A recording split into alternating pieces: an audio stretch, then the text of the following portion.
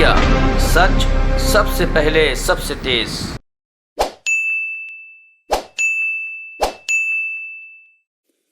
Covid के समय में हो रही है, तो सबसे पहले तो आप सबसे यही विनती करूंगा कि आप सब लोग सुरक्षित रहें, कोविड प्रोटोकॉल का पालन करें। और जो बिंदु आज इस प्रेस वार्ता में उठाने जा रहा हूं, ये बिंदु बेहद ही गंभीर है। आज कई मीडिया चैनल्स पे भी और न्यूज़पेपर में एक खबर आई,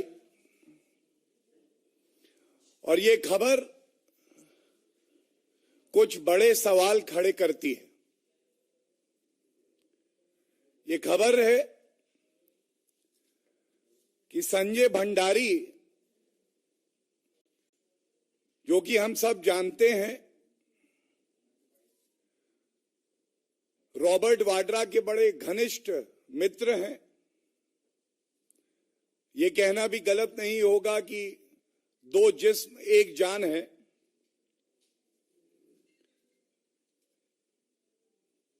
ये लंदन में एक मुकदमा दायर करते हैं, और ये जो मुकदमा है, इसमें इन्होंने खुद शपथ पत्र दे के स्वीकारा है कि 2011 में इनका और एक थेल्स कंपनी है जो लड़ाकू विमान होते हैं उसके अपग्रेड के लिए, आधुनिकीकरण करने के लिए वो कार्य करती है। और बड़ी विचित्र बात है कि ये मुकदमा दायर होता है तो ये वहां कहते हैं कि जो करार संजय भंडारी और थेल्स कंपनी में हुआ है, उसमें करीब करीब 170 करोड़ रुपए की रिश्वत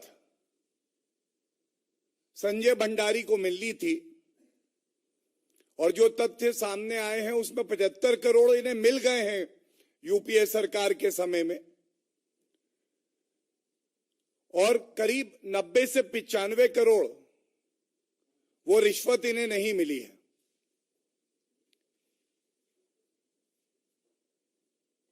ये इसलिए चिंताजनक है क्योंकि एक वाक्य में ये जो खबर आई है उससे पढ़ देता हूं, and I am quoting from this news, which says, quote, Mr. Bhandari alleges that from 2008 he helped Thales sell the upgrade of Mirage jets by facilitating a meeting with a senior Indian official. The contract was signed in 2011.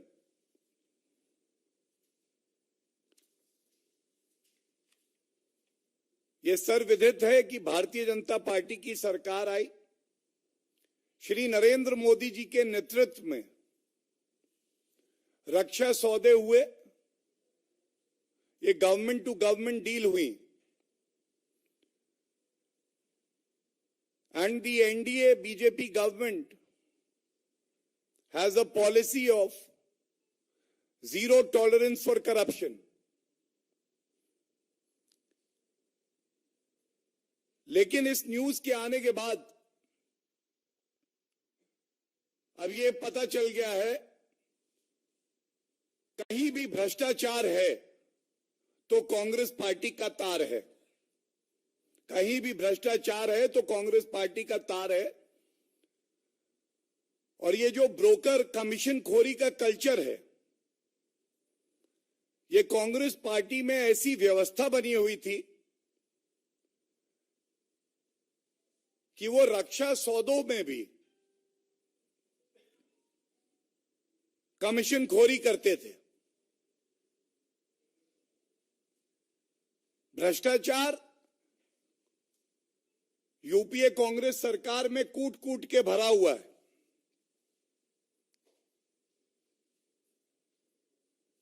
और फर्क ये आया है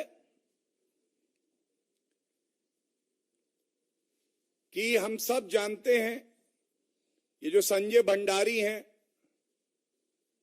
जो Robert Vadra के खासम खास हैं, उनके खिलाफ प्रत्यर्पण की जो कार्रवाई है वो भारतीय जनता पार्टी की सरकार ने ही शुरू करी है। और ये खुलासा तब हो रहा है जब इसमें जो फाइनल हियरिंग है एक्सट्रेडिशन प्रोसीडिंग्स में लंदन की कोर्ट में, ये इसी वर्ष फरवरी में होनी है। आज ये सवाल उठता है कि कांग्रेस पार्टी जब सत्ता में आती है तो उनकी प्राथमिकता अपनी तिजोरी भरना क्यों होता है? ऐसा क्यों होता है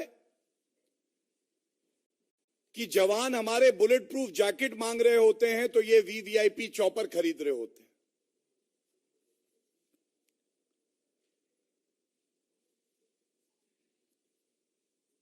ये भी दुखद है कि ये जो 75 करोड़ रुपए घूस दी गई संजय भंडारी को, ये कुछ कंपनियों का एक जाल बुना गया, जो कंपनियां मिडिल ईस्ट और दुबई में हैं।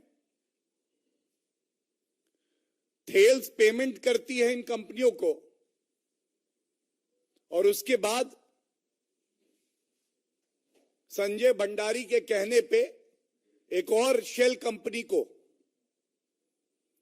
एक बड़ी किस्त इस रिश्वत की दी जाती है। आज देश ये सवाल पूछ रहा है, कांग्रेस अध्यक्षा सोनिया गांधी जी, आप इस पे अपनी चुप्पी तोड़िए। ये हम सब जानते हैं 42 स्क्वाड्रन हमारी वायुसेना के 33 हो गए।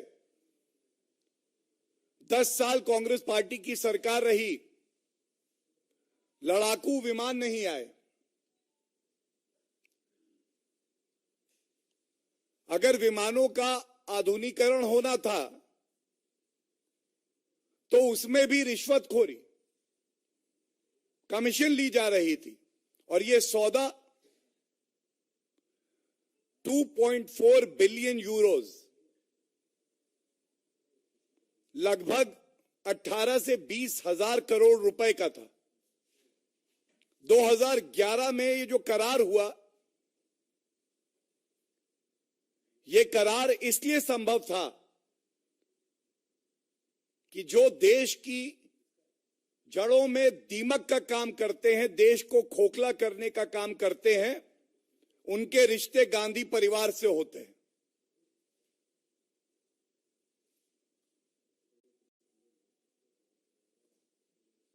आज ये भी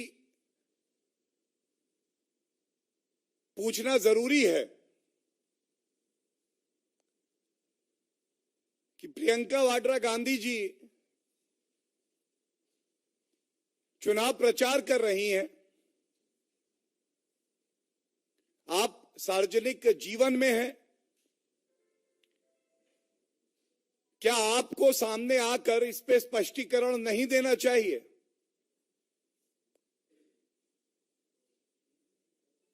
चाहे जमीन के घोटाले हों,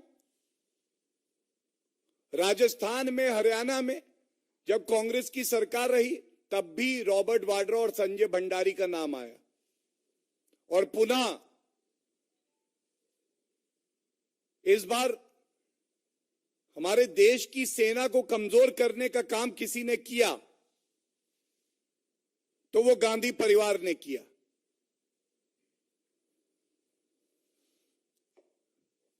ये प्रमुख प्रश्न उठाए गए हैं, देश की जनता पूछ रही है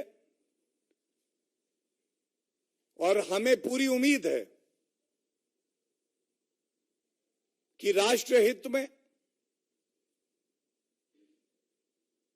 for the sake of transparency and accountability,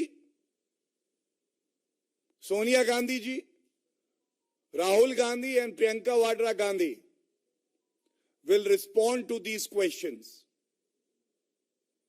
And if they decide not to respond to these questions, then it would be an admission by the Gandhi Parivar that not only did they provide political patronage to Sanjay Bhandari, but rather they were facilitating meetings between the company that was providing modernization and senior officials in the government during the Congress era.